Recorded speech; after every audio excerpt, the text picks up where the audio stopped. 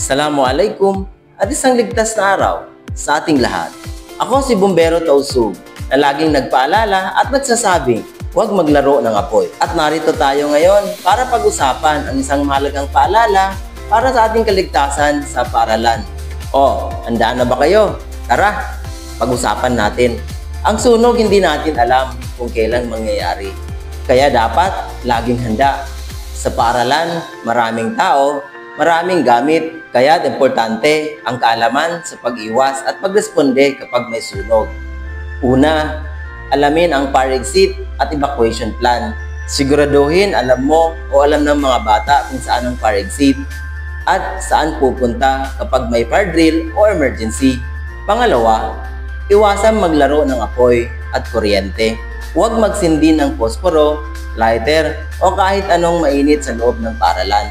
Pangatlo, huwag mag-overload ng outlet.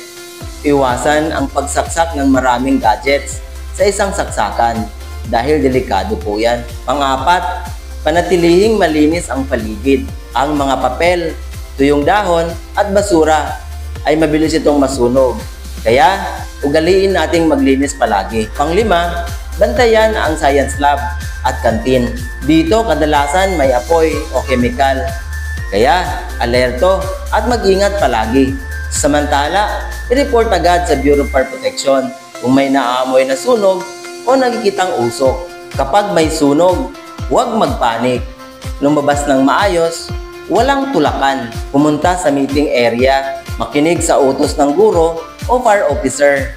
Lagi nating tandaan, ang kaligtasan ay responsibilidad ng bawat isa. Maging alerto, disiplinado, at laging handa. Muli, ako si Bombero Tausug na laging nagsasabing sa ligtas na paaralan, panatag ang bawat magulang.